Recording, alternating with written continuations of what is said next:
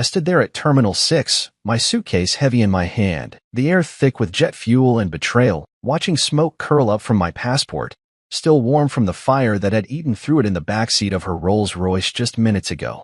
She had tossed it at my feet with that laugh of hers, sharp and cold, like a blade she'd been sharpening for years, saying, "Stay home and take care of the kids." That's what poor husbands do. I didn't flinch, didn't chase her as she strutted toward the private jet, her arm hooked around some guy she called her creative partner, his smug grin matching the shine of his overpriced watch. The crowd at the gate parted for her like she was royalty, and maybe she thought she was, boarding that plane for the Maldives, leaving me in the dust of her perfume and her cruelty. I could have shouted, could have made a scene, but that's not who I am. Instead, I let the moment burn into me, hotter than the ashes of that passport, and I reached for my phone. One call, that's all it took. My thumb hovered over the screen for a second, then pressed down, connecting me to the holding company where I've been the silent stakeholder for years, the one who poured $550 million into her empire without ever asking for a spotlight. She had no idea. She thought I was just the guy who folded laundry and packed school lunches, the one she could mock and discard. But as her jet's engines roared and it started rolling down the runway, I spoke quietly into the phone, giving instructions that would shift everything. "Initiate the protocol," I said, my voice steady, like I was ordering coffee. The person on the other end didn't ask questions. They knew better. I hung up and stood there, watching her plane climb into the sky, a sleek white streak carrying her to a paradise she wouldn't enjoy for long. 10 minutes later, it started. I didn't need to check my phone to know the emails were already firing off, alerts to board members, freezes on accounts, whispers of irregularities that would make her perfect world tremble. I could picture her up there, sipping champagne, oblivious, while the ground beneath her empire began to crack. I turned away from the gate, the smell of smoke still clinging to my clothes, and walked toward the airport lounge, my steps light for the first time in years. I wasn't angry, not yet. Anger's too loud, too messy. What I felt was sharper, like the edge of a plan I'd been holding back for too long. She thought she'd burned me out of her life, left me stuck with nothing but a suitcase and a scorched passport, but she didn't know I'd been building something bigger than her dreams. That $550 million wasn't just money, it was leverage, control, a web I'd spun quietly while she took the stage. I'd let her have the spotlight because I didn't need it. But now I was ready to step into it, not for fame, but for justice. The lounge was quiet, all soft leather chairs and muted TVs, and I settled into a corner booth, ordering a black coffee because it felt right. Simple, no nonsense, like the truth I was about to unleash. I opened my suitcase and pulled out a notebook, not the fancy kind she'd buy, just a cheap spiral-bound thing I'd been scribbling in for years. Inside were numbers, dates, deals, every move I'd made to keep her company afloat while she spent her days posing for magazines and her nights with men who weren't me. I flipped to a fresh page and wrote one word: reclaim. That's what this was about. Not revenge, not yet, but taking back what was mine, my dignity, my power, my future. I sipped the coffee, letting its bitterness wake me up, and thought about the kids back home, probably eating cereal and watching cartoons, wondering where I was. I'd call them soon, tell them I was okay, but first, I had to make sure their world wouldn't collapse when hers did. They deserved better than a mother who'd torched their father's passport for a laugh. The lounge TV flickered with an ad for her company, her face smiling down like she owned the world, and I almost laughed myself. She'd built her empire on my silence, my patience, my money, and now she'd handed me the match to burn it down. I didn't feel sorry for her. She'd made her choice when she threw that passport at me, when she thought I was too weak to fight back. But I wasn't weak. I was invisible, and that's a different kind of strength. Invisible men can move mountains without anyone seeing them lift a finger. My phone buzzed once, a confirmation from the holding company. The first domino had fallen. I didn't smile, didn't gloat. I just leaned back, closed my eyes, and pictured her jet slicing through the clouds, carrying her toward a reckoning she couldn't outrun. This wasn't about the Maldives, or her lover, or even the money. It was about me stepping out of the shadows she'd pushed me into, about showing her, and maybe myself, that I wasn't the man she thought I was. I drained the last of my coffee and stood, leaving the notebook open on the table for a moment. That single word staring up at me. Reclaim. It felt like a promise, one I'd keep no matter what came next. I grabbed my suitcase and headed for the exit, the airport humming around me, 1,000 people rushing to their own stories. Mine was just beginning, and for the first time in years, I wasn't following her script. I was writing my own. I sat in the airport lounge, the taste of black coffee still sharp on my tongue, watching the sky where her jet had disappeared, a faint white trail fading into nothing. She was up there, probably laughing with that guy she called her creative partner, clinking champagne glasses, thinking she'd left me behind for good. I didn't need to chase her plane to know I'd already started catching up. My phone stayed quiet for now, but I knew what was happening thousands of miles above me. Emails were landing in her inbox, each one a crack in the perfect world she'd built on my money. I told the holding company to pull the first lever, an emergency asset freeze, flagged withdrawals, board alerts, and a dusty old clause about executive misconduct that I'd buried in the fine print years ago, back when I was still invisible to her. She'd never read the contracts, just signed where I pointed, too busy planning her next photo shoot to notice I was tying a leash she didn't know she wore. I leaned back in the leather chair, the lounge buzzing softly around me with travelers dragging suitcases and baristas calling out orders. The TV above the bar looped a promo for her keynote at the Paris Tech Gala, her face glowing on the screen, all confidence and gloss, promising to redefine innovation. I almost smirked, let her land in Paris thinking she was still queen. She'd find out soon enough that her crown was borrowed. My phone buzzed, and I glanced at it. Message one of 135. Stephen? What the hell is happening? I didn't open it. Didn't need to. I could hear her voice in my head, that mix of panic and arrogance, like she thought she could still talk her way out of this. I set the phone face down and took another sip of coffee, letting the warmth settle me. This wasn't about her anymore. It was about me, about what I'd do next. I didn't need a passport to travel where I was going. I had other ways to move, other ways to destroy what she'd built. The lounge felt like a command center, every clink of a glass or hum of a boarding announcement reminding me I was in control now. I opened my notebook again, the one I'd scribbled in at Terminal 6, and flipped past that word, reclaim, to a new page. I started sketching out what came next, not in details but in feelings, calm, focus, precision. I'd spent years being the guy who stayed home, who nodded when she barked orders, who let her think I was small. But small things can unravel big ones, a single loose thread can tear a dress apart. I was that thread now, and I was pulling hard.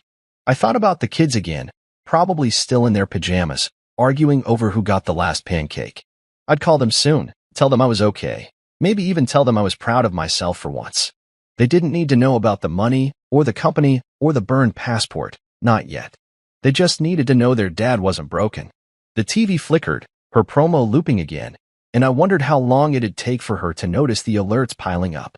Maybe she was too busy flirting to check her phone, or maybe she'd seen the first email and brushed it off, thinking it was a glitch. Either way, she'd land in a few hours, and by then, the board would be in chaos, her shares suspended, her empire wobbling like a house of cards in a storm. I didn't feel glee's for people who need to prove something. I just felt ready. I'd been ready for years, waiting for the right moment, and she'd handed it to me when she torched my passport and laughed. I set my coffee down and pulled out a pen, jotting a quick note to myself. Stay steady. Let her fall. It wasn't a plan, just a reminder that I didn't need to rush. Time was on my side now. The lounge windows showed planes taking off, one after another, each one carrying someone to a new chapter. I wasn't on any of them, but I was moving all the same faster than she'd ever know.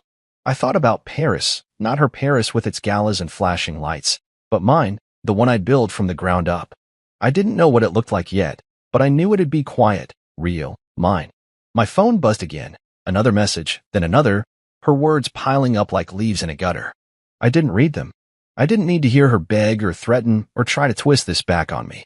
I'd heard enough of her voice over the years, always loud, always demanding. This time, I was the one speaking, even if it was just to myself for now. I closed the notebook and leaned forward, resting my elbows on the table, staring out at the runway where her jet had vanished. The coffee was cold now, but I didn't care. I felt warm inside, not from anger or pride, but from something new, certainty. I'd spent so long being the shadow behind her throne, the guy who paid for her dreams while she took the credit. But shadows can shift, and I was stepping into the light. I didn't know exactly what I'd do when I got to Paris, fly coach, probably, keep it simple, but I knew I'd land with a plan.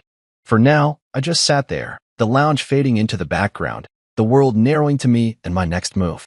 I wasn't chasing her anymore. I was building something better, something she'd never touch. The TV looped her promo again, but I didn't look up. I didn't need to see her face to know I'd already won the first round. I sat on a cramped coach flight to Paris, my satchel tucked under the seat, the hum of the engine steady as I watched the clouds slide past the window at 35,000 feet. No private jet for me, no champagne or plush seats, just a middle row, a lukewarm coffee, and the kind of quiet I hadn't felt in years. My phone was off, but I knew it was brimming with her messages, please, accusations, maybe even a voice note where her voice cracked for the first time since I'd known her. I didn't check. I didn't want her in my head right now. This was my trip, my moment, and I wasn't about to let her ruin it with another tantrum. I pulled out my notebook instead, the same cheap spiral-bound one I'd been carrying for years, and wrote across the top of a fresh page, Stephen's Paris. Not hers. It felt like a declaration, a line in the sand, and I underlined it twice, the pen digging into the paper. I wasn't here to chase her or beg for answers. I was here to build something new, something she'd never understand. The plane dipped slightly, and I leaned back, closing my eyes for a moment, picturing what Paris would be like without her shadow over me. No press conferences, no red carpets, just me and the city, raw and real. When we landed at Charles de Gaulle, the air hit me first, cool, sharp, carrying the faint smell of fresh bread and diesel. I grabbed my satchel, slung it over my shoulder, and moved through the airport, blending into the crowd of travelers hauling luggage and shouting into phones. Nobody looked at me twice, and I liked it that way. I wasn't her husband here, wasn't the guy who stood behind her at galas, holding her purse while she dazzled the room. I was just a man with a bag and a plan. I took a cab to Belleville, a neighborhood she'd never set foot in, too gritty, too real for her polished world. The streets were narrow, lined with old buildings, their paint peeling but somehow alive with color.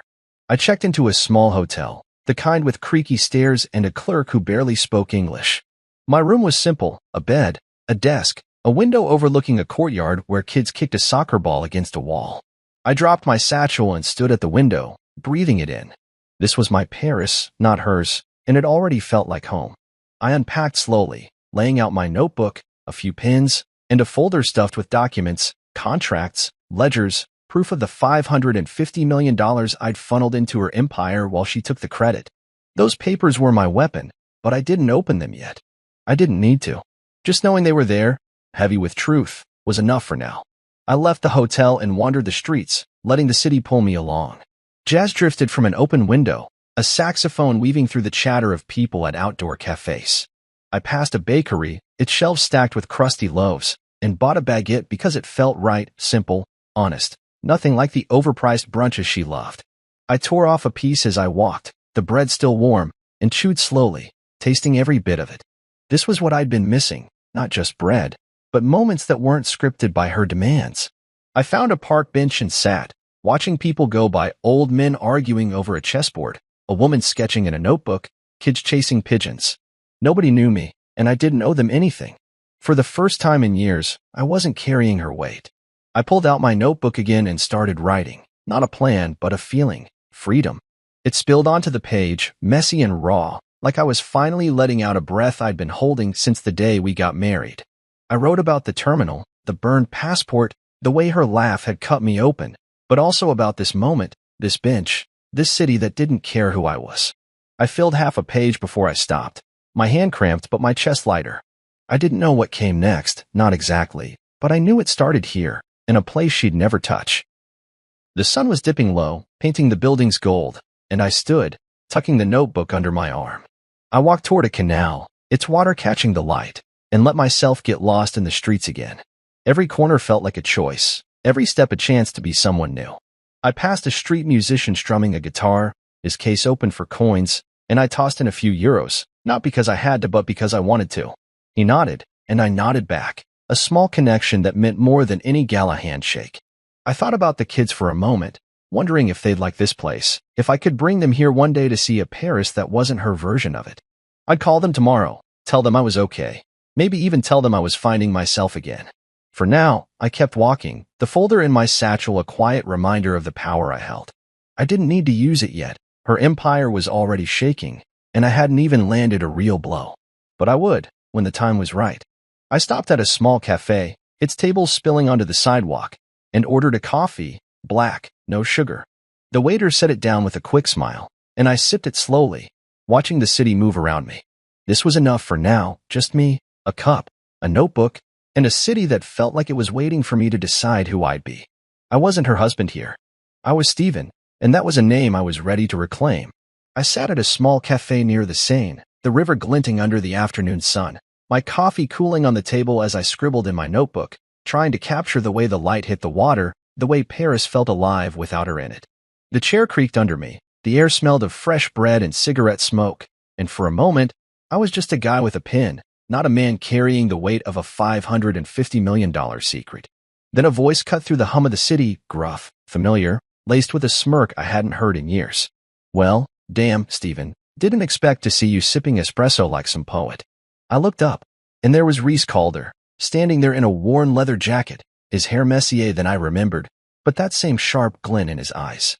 He'd been her business partner once, back when her company was just a spark, before she pushed him out to take all the power for herself. He didn't wait for an invitation, just slid into the seat across from me, his grin widening as he leaned forward. She doesn't know who owns her leash, does she? He said, his voice low, like we were sharing a secret in a room full of spies. I didn't answer right away, just closed my notebook and took a sip of coffee, letting the moment stretch. Reese had always been sharp, the kind of guy who could smell a deal or a betrayal from a mile away. He'd suspected something about her company's sudden rise, the way money seemed to appear exactly when she needed it, but I'd never confirmed it until now. I reached into my satchel, pulled out my phone, and tapped the screen to show him a single page, a ledger, clean and brutal, listing my stake as the silent investor, the one who'd bankrolled her empire while she played queen. His eyes scanned it, and he let out a low whistle, leaning back in his chair. You've been the ghost this whole time, he said, not a question, just a fact he was savoring. I nodded, setting the phone down, and for the first time, I felt the weight of that truth lift a little, like I wasn't carrying it alone anymore. Reese grinned wider, his fingers drumming on the table.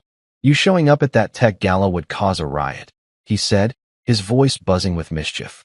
And I'd like a front row seat. I hadn't planned on going to her gala, hadn't even thought about stepping into her world again. Not yet, but the way he said it, like it was a dare, made something click. I could stay in the shadows, keep pulling strings from cafes and hotel rooms, or I could walk into her spotlight and let her see me for the first time. The idea sent a jolt through me, not anger, but something cleaner, resolve. Reese reached into his pocket and slid a gala pass across the table, its gold trim catching the light. Got an extra, he said, his smirk softening into something almost respectful. Come, let the queen see the man she left in ashes walk in like a king. I picked up the pass, turning it over in my hands, feeling its weight, not just paper but possibility. I didn't say yes, didn't say no, just tucked it into my satchel and leaned back, letting the river's ripple fill the silence. Reese didn't push, just ordered a beer and started talking about the old days, before she'd turned on him, before I'd faded into her background. He told me about the fights, the late nights when she'd rewrite contracts to cut him out, the way she'd smile while twisting the knife. I listened, not because I needed to hear it, but because it reminded me how long I'd been invisible, even to the people who'd stood beside her. The coffee was cold now, but I didn't care. I was warm inside, not from the sun, but from the clarity Reese had stirred up. I didn't know her a confrontation, didn't know her anything, but I owed myself the chance to stop hiding. The gala wasn't about her. It was about me, about stepping into a room full of people who'd only ever seen me as her shadow and showing them I was more.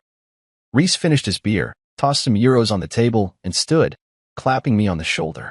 You're not the guy I thought you were, he said, and it wasn't an insult. It was a nod, like he was seeing me for the first time. He walked off, blending into the crowd along the riverbank, leaving me with the pass and a choice. I stared at the water, the way it moved without caring who watched, and felt something shift inside me. I wasn't here to chase her, wasn't here to beg or brawl. I was here to reclaim what she tried to burn away.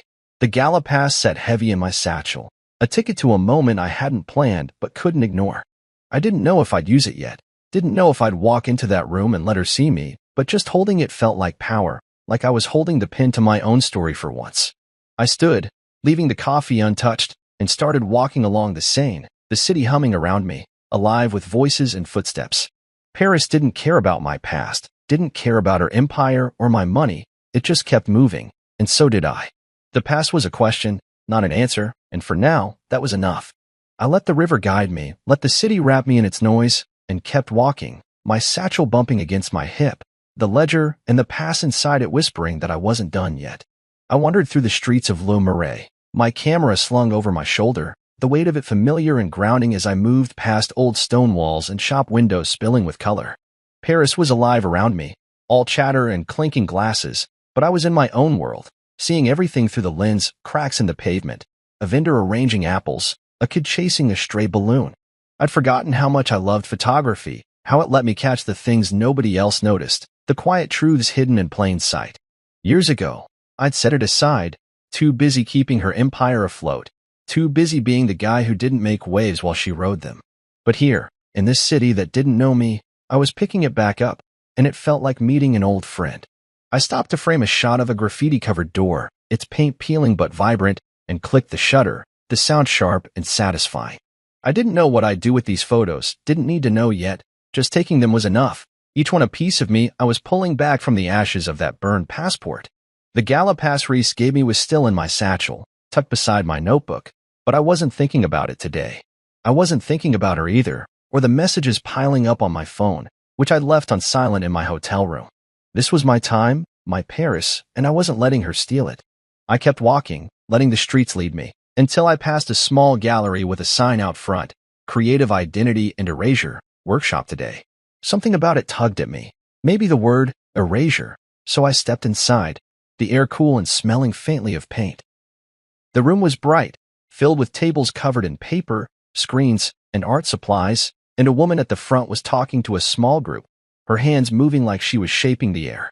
She introduced herself as Nora Lara, a digital artist, and when she saw me lingering by the door, she waved me in with a smile that felt real, not the polished kind I was used to from her world.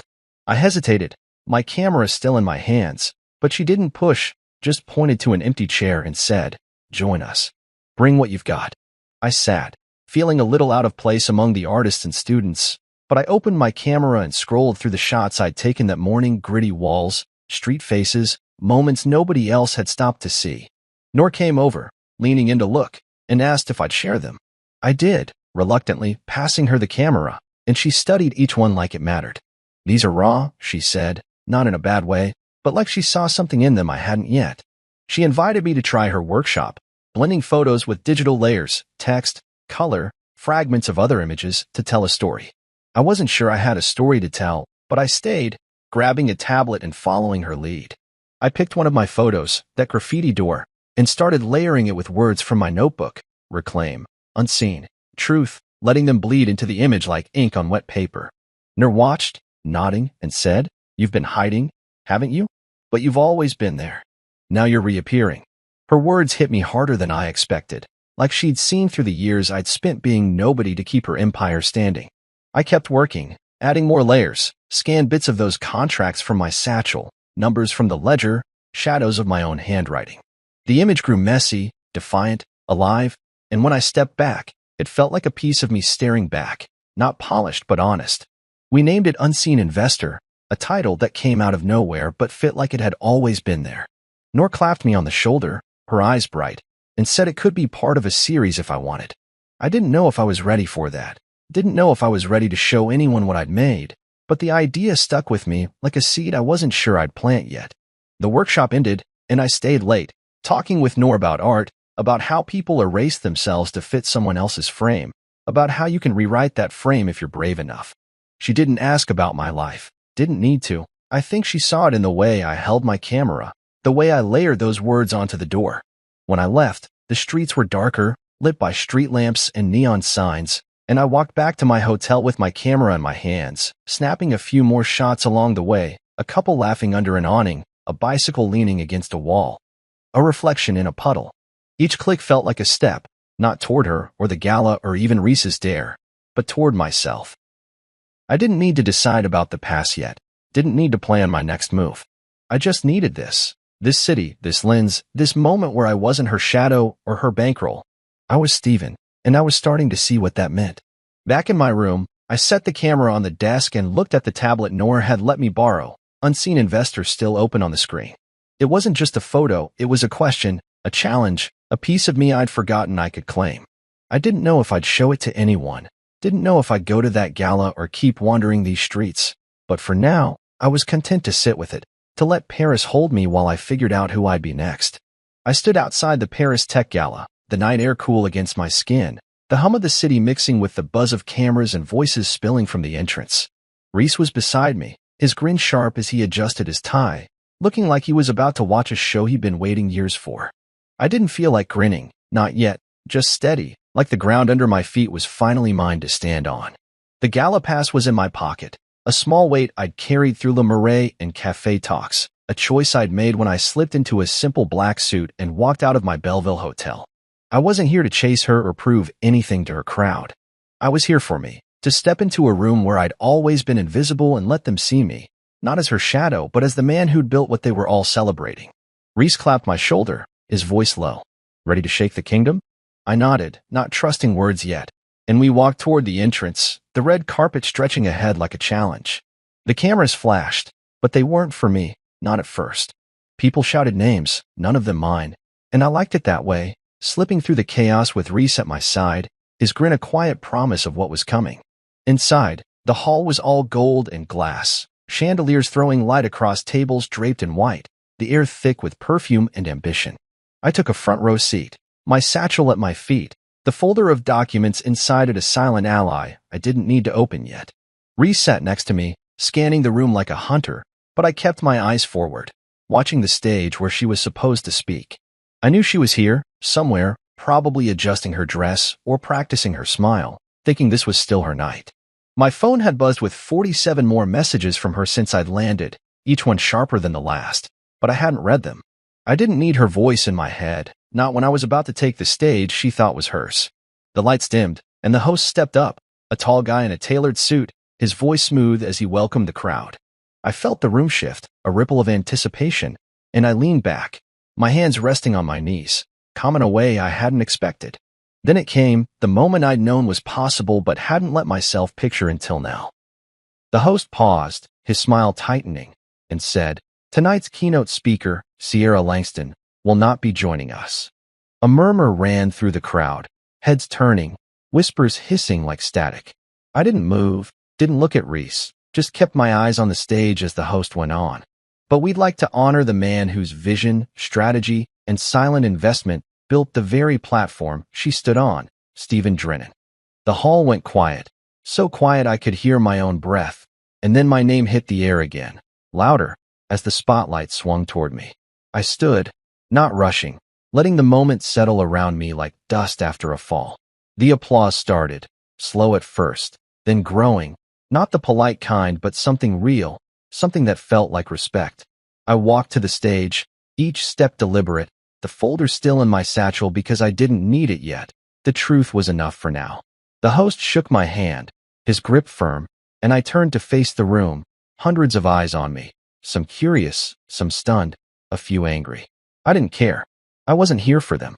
I was here for the part of me I'd buried to keep her empire alive, the part one was pulling back tonight. I didn't have a speech prepared, didn't need one. I just spoke, my voice steady, not loud but clear. I talked about vision, about building something from nothing, about the quiet work nobody sees until it's too late. I didn't mention her, didn't need to. Her absence was louder than my words. I told them about the company, not her version with its glossy ads, but mine, the one I'd funded with $550 million of my own money, the one I'd shaped while she took the credit. The room listened, not just hearing but feeling it, and I could sense the shift, like a tide turning. I didn't gloat, didn't point fingers, just laid out the truth, plain and simple, and let it land. When I finished, the applause came again, stronger this time, and I stepped off the stage, my pulse even, my chest light. Reese was waiting at the bottom of the stairs, his grin wider than ever, but he didn't say anything, just nodded, like he knew words weren't enough. I sat back in my seat, the room buzzing around me, people leaning over to whisper, some stealing glances my way.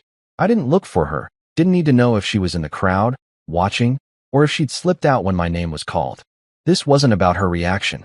It was about mine, about standing in a room full of people who'd only ever seen me as an accessory and showing them I was the foundation. The gala went on, other speakers, awards, music, but I barely heard it. I was still in that moment, the one where I'd claimed my place, not with anger or revenge, but with something stronger, certainty. I leaned back, my hands folded, and let the night carry me, not as her husband, not as the guy who stayed home, but as Stephen Drennan, the man who'd been there all along. The folder in my satchel stayed closed, its pages unneeded for now, but I knew they were there, ready for the next step, whatever it was. For tonight, this was enough. Just me, the stage, and a room that finally saw me. I sat at a small table in a dimly lit cafe by the Opera District, the kind of place with velvet curtains and candles flickering in old wine bottles, the air heavy with espresso and whispers. She'd sent another message after the gala, short, shaky, please. No press. Just meet me. I didn't owe her anything, not after the burned passport, not after the years of her treating me like a prop, but curiosity, or maybe a need to close the door for good, pulled me here. I'd agreed, telling her the time and place, and now I waited, my fingers tracing the rim of a coffee cup, the folder of documents still in my satchel but untouched for now. The gala was 2 nights ago, and my name was still rippling through Paris, through her world, after I'd stepped onto that stage and told the truth about the company I'd built. I didn't feel triumphant, just calm, like I'd finally set down a weight I'd carried too long. The cafe door opened, and there she was, slipping in like she was trying not to be seen, her hair pulled back, her dress simpler than I'd expected, no trace of the queen who'd laughed as she torched my passport. She spotted me and froze for a second, then walked over, her steps hesitant, her face a mix of panic and poise, like she was still trying to play a part. She sat across from me, her hands folding tightly on the table, and the first thing she said was, "You ambushed me." Her voice was low, sharp, but it trembled at the edges, and I saw the cracks she was trying to hide. I didn't react, didn't lean forward or raise my voice, just looked at her, letting her words hang there like smoke. I could have argued, could have thrown her cruelty back in her face, but I didn't need to. Instead, I took a sip of coffee and said, I was never poor. I was just patient. The words came out quiet, steady, and I saw them hit her, her eyes narrowing, then widening as the truth settled in. She'd thought I was nothing, a house husband she could discard, but now she was starting to see the man who'd bankrolled her empire, the one who'd stayed silent while she took the spotlight. She tried to talk her way out of it, her voice softening, saying she'd been stressed, that the creative partner was just a fling, that we could fix this if I'd just stop whatever I'd started. I listened, not interrupting, letting her spin her story, but it didn't touch me, not the way it used to. Her words were like rain on glass, sliding off without leaving a mark. When she paused, I reached into my satchel and pulled out a single sheet of paper, not the whole folder, just a list I'd printed that morning. Her NDA violations, signed board clauses, emails she'd sent thinking nobody would notice. I slid it across the table, my voice still calm. Your business doesn't exist without me. And now, it's mine. She stared at the paper, her hand shaking as she picked it up, her eyes darting over the words like she could will them away. I didn't need to say more. The list spoke for itself, every line a brick in the wall I'd built while she was busy burning bridges. She went pale, her lips parting like she wanted to argue, but nothing came out. For the first time, she was silent, and I realized how much I'd needed that, not her apologies or her tears, but her silence, proof she couldn't talk her way out of this. She tried again, her voice cracking now, saying my name like it was a lifeline, asking if I'd really destroy everything we'd built together. I didn't flinch, didn't soften, just looked at her and said, you destroyed it when you thought I was nothing. That hit her harder than the list, and I saw something break in her eyes, not just fear, but the realization that I wasn't hers to control anymore. She leaned back, her hands dropping to her lap, and for a moment, we just sat there, the cafe's hum filling the space between us. I didn't feel anger, didn't feel the need to twist the knife, just a quiet certainty that I was done carrying her. I stood, picking up my satchel, and left the list on the table, not because I needed her to keep it, but because I didn't need to carry it anymore. You'll hear from the board, I said, not looking back as I walked toward the door. The night air hit me as I stepped outside, cool and sharp, and I breathed it in, letting it fill me up. The cafe's glow faded behind me, and I walked along the street, the opera house looming in the distance, its light steady against the dark. I didn't know if she was still sitting there, staring at the paper, or if she'd already started calling her lawyers, but it didn't matter. I'd said what I needed to, not for her but for me, to mark the line between who I'd been and who I was now. The city moved around me, all footsteps and laughter, and I let myself blend into it, just a man with a bag and a purpose. I thought about the kids for a moment, wondering what I'd tell them when I got home. Not the details, not yet, but something true, something about standing up when it counts. For now, I kept walking, my satchel light against my hip, the folder inside it a quiet reminder of the power I'd always had but was only now using. Paris didn't care about my past, didn't care about her empire or my silence. It just kept going, and so did I, one step at a time, toward a future I was finally ready to claim. I stood in the middle of a small gallery in Belleville, the walls alive with my photographs, each one layered with fragments of contracts, receipts, and words I'd scrawled in my notebook over weeks of wandering Paris. The air smelled of fresh paint and coffee, and the hum of voices filled the space, locals, artists, a few curious strangers who'd wandered in off the street. I teamed up with Noor, the digital artist I'd met at that workshop, to turn Unseen Investor into a full exhibit, a series about the invisible men behind powerful women's facades, about the sacrifices nobody sees until they step into the light. I didn't plan for it to go this far. When I'd started snapping photos in Le Marais, it was just for me, a way to grab hold of something real after years of being erased. But Noor saw more in those images, saw a story I hadn't realized I was telling, and now here I was, watching people walk through my truth, their murmurs mixing with the soft jazz playing in the corner. I adjusted a frame that had tilted slightly, my fingers brushing the glass over a photo of a cracked wall, overlaid with a faded clause from one of her NDAs, the word reclaim etched in red across it. I didn't feel nervous, not like I'd expected, just steady, like I was finally where I was supposed to be. Noor was across the room, talking to a couple about the process, her hands moving like they always did when she got excited, and I caught her eye, giving a small nod. She'd pushed me to do this, not with pressure but with belief, and I was glad I'd listened. The gallery wasn't big, nothing like the glossy venues she'd filled with her keynotes, but it was honest, every scuff on the floor and crack in the plaster part of its charm. People moved slowly, stopping to read the captions I'd written, not long, just enough to hint at the weight behind each piece. One woman lingered at a photo of a street vendor, his face half hidden by a contract's fine print, and I heard her whisper to her friend, "This feels personal." It was more than she'd ever know, but I didn't need to explain it. The work spoke for itself, and for once, I didn't need to stay silent. I stepped back, leaning against a pillar, and let the room breathe around me. A guy in a scarf asked if I was the artist, and I nodded, surprised at how natural it felt to say, "Yeah, that's me." He asked about the contracts and the images, why they were there, and I gave him a short version about hidden labor, about building something only to watch someone else claim it. He didn't push for more, just nodded like he got it, and moved on to the next piece. I like that. No prying, no drama, just people seeing what I'd made and taking what they needed from it. The buzz was growing, not just in the room but beyond. Locals had come first, then a few reporters, their notepads out as they scribbled about the mysterious investor-turned-artist. I didn't talk to them much, didn't need to. The exhibit was my voice, louder than any interview. By the second day, buyers started showing up, quiet types with deep pockets, asking about prices. Noor handled that part, her grin wide as she told me every print had sold out. I didn't care about the money, not really, but the idea that my work was wanted, that it meant something to strangers, hit me harder than I'd expected. I thought about her for a moment, not with anger but with a kind of clarity. She'd branded me the house husband, the nobody who stayed home while she shone, but now I was the headline, my name tied to something I'd built from scratch. The irony wasn't lost on anyone, least of all Reese, who showed up on the last night, a glass of wine in his hand, his leather jacket out of place among the gallery's soft lighting. He raised his glass to me, his voice low but clear over the crowd. "You flipped the script, man. She thought she'd buried you, but you're the one telling the story now." I didn't say much back, just clinked my coffee mug against his glass and let the moment sit. He was right, though, not about her, but about me.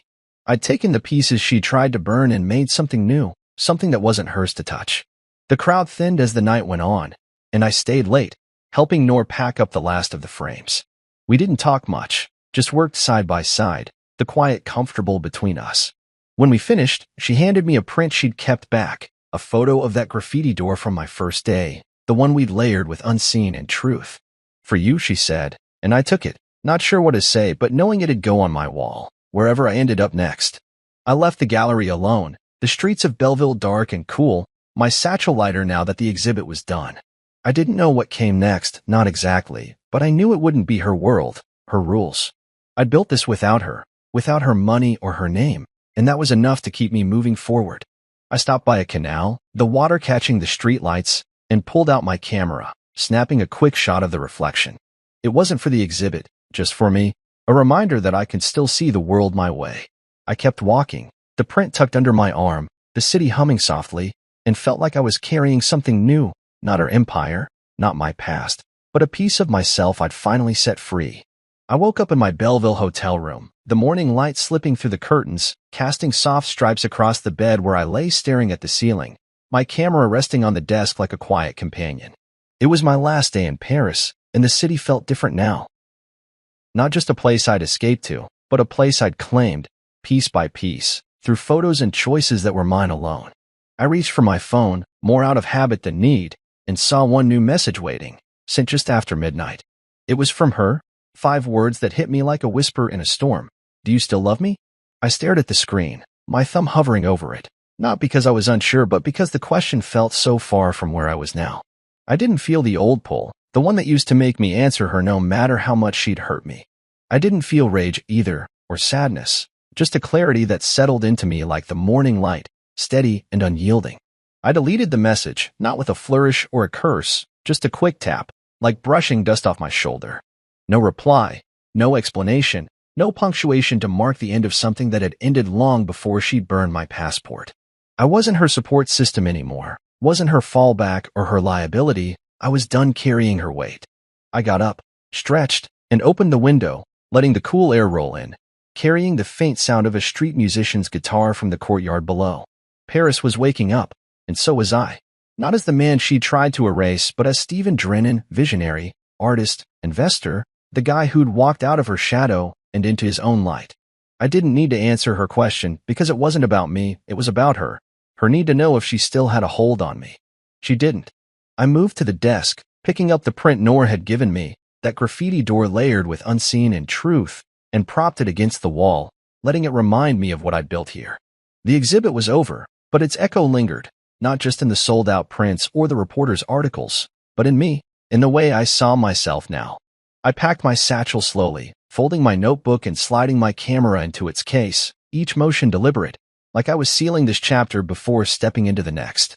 I thought about the kids for a moment, picturing them back home, probably sprawled on the couch with their tablets, unaware of the storm their mother's world was facing. I'd call them later, tell them I was coming back, not with details about her or the company, but with something simpler, maybe a promise to take them somewhere new, somewhere we could make our own memories. For now, I needed this last morning to myself, to walk through Paris one more time and let it sink in that I wasn't running from her anymore. I was walking towards something better. I left the hotel, my satchel over my shoulder, and headed toward the canal I'd photographed so often, its water calm under the gray sky. The streets were quieter than usual, the city catching its breath before the day got loud, and I let myself wander, my boots scuffing against the cobblestones. I didn't pull out my camera, didn't need to. Just looked at the world with my own eyes, taking in the way the light hit the buildings, the way a woman carried a basket of bread, the way life kept moving no matter what fell apart. I stopped at a cafe, the same kind I'd been haunting since I landed, and ordered a coffee, black, no sugar, settling at a table outside where I could watch the street wake up. The waiter set the cup down with a nod, and I sipped it slowly, letting the bitterness ground me. I didn't open my notebook, didn't check my phone, just sat there, feeling the weight of my own choices, the ones that had brought me from that terminal with a burned passport to this moment, where I was more myself than I'd ever been. I thought about her message again, not because it mattered, but because it showed me how far I'd come.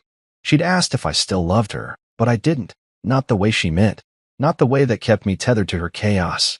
If I loved anything, it was the man I was becoming, the one who'd stood on that gala stage, who'd turned photos into art, who'd faced her in that cafe and walked away without looking back. That was enough. I finished my coffee and stood, leaving a few euros on the table, and started walking again. No destination, just motion. The city seemed to walk with me, its rhythm matching mine, and I felt a quiet strength in that, not power over her, but power over myself. My satchel bumped against my hip, lighter now, like I'd left some of the old weight behind. I passed the gallery where the exhibit had been, its windows dark now, and smiled, not because it was over, but because it had happened, because I'd made something real. I didn't know what came next, not exactly, but I knew it wouldn't be her story.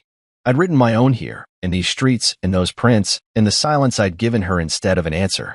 I stopped at the canal one last time, the water reflecting the clouds, and took a deep breath, letting Paris fill me up. I wasn't the man left behind anymore. I was the man who'd chosen to walk ahead, and that was all I needed to carry with me as I turned and headed back toward the hotel, ready for whatever came next. I stood in my Belleville hotel room, the morning light spilling through the window, my satchel packed and resting by the door as I held a new notebook, its pages crisp and empty except for one line I'd written the night before. She had her jet. I had my freedom. Guess who's flying now? It felt like the end of something, not just this trip, but the years I'd spent being the man she wanted me to be, the one who stayed quiet while she built her empire on my money and my silence. I closed the notebook, slipping it into my satchel next to my camera and the print Noor had given me, that graffiti door with unseen and truth layered over it, a reminder of what I'd found in Paris. I wasn't the same guy who'd stood at Terminal 6, watching her jet take off while my burned passport smoked at my feet. I was Stephen Drennan, and I was ready to leave this city on my own terms, with a future I'd write myself. I took one last look around the room, the creaky bed, the desk where I'd sketched ideas, the view of the courtyard where kids still kicked a soccer ball against the wall, and felt a pang, not of sadness but of gratitude. Like Paris had been waiting for me to show up and remember who I was. I grabbed my satchel and headed downstairs, the clerk nodding as I dropped off the key and stepped into the street, the air cool and sharp with the promise of a new day. I didn't need to rush, my flight wasn't until evening, but I wanted to walk the city one more time, to carry its rhythm with me. The streets of Belleville were waking up, shopkeepers sweeping their stoops, a guy unloading crates of oranges, and I let myself blend in, just a man with a bag and a purpose. I thought about the message I drafted to the board last night, the one I hadn't sent yet, sitting in my phone like a loaded gun, a formal request to remove her as CEO, backed by the ledger, the contracts, the truth I'd laid bare at the gala. I didn't need to send it right away, let her sweat a little longer, let the board's whispers grow louder, but knowing it was there, ready, felt like holding the pen to my own story. I walked toward the canal I'd photographed so often, its water catching the morning light, and stopped to watch a duck glide across the surface, unbothered by the world. I didn't pull out my camera this time, just looked, letting the moment settle into me. I'd come to Paris with nothing but a satchel and a scorched passport, and I was leaving with something better, myself. I kept moving, passing cafes and bakeries, the smell of fresh bread tempting me, but I didn't stop, not yet. I was headed to Charles de Gaulle, to a jet that wasn't hers, one I'd booked with my own money, my own name, no trace of her empire attached. I thought about the kids as I walked, picturing their faces when I got home, the way they'd ask where I'd been and what I'd seen. I wouldn't tell them about her, not the details, they didn't need that weight. I'd tell them about the streets, the music, the way Paris felt like a place you could start over. Maybe I'd show them the print, let them see their dad as something more than the guy who made their lunches. For now, I kept walking, my boots steady on the cobblestones, my satchel light against my hip. I passed the gallery where my exhibit had been, its windows reflecting the sky, and felt a quiet pride, not loud, not showy, but real, like a stone I could carry. The sold-out prints, the reporters, Reese raising his glass, it all meant something, but not as much as the fact that I'd done it for me, not to prove anything to her. I stopped at a small cafe near the station, ordering a coffee and sitting outside, watching the city move. The waiter set the cup down with a quick smile, and I sipped it slowly, letting the bitterness wake me up one last time. I pulled out my phone, not to check her messages. There had been none since that last one I deleted, but to open the draft to the board. I read it over, the words simple and sharp. Due to documented misconduct and violation of board agreements, I proposed the immediate removal of Sierra Langston as CEO. I didn't send it yet, just saved it again, knowing I'd hit send when I was ready, maybe from the airport, maybe from the air. For now, I let the phone rest, let the coffee warm my hands, let Paris hum around me. I thought about Tokyo, where Noor had said a gallery wanted to show unseen investor, and the idea stirred something in me, not a plan, but a possibility, a place to keep telling my story. I finished my coffee, left a few euros on the table, and stood, heading toward the station to catch a train to the airport. The city seemed to walk with me, its noise a kind of music, and I felt free, not from her, but from the version of me I'd let her define.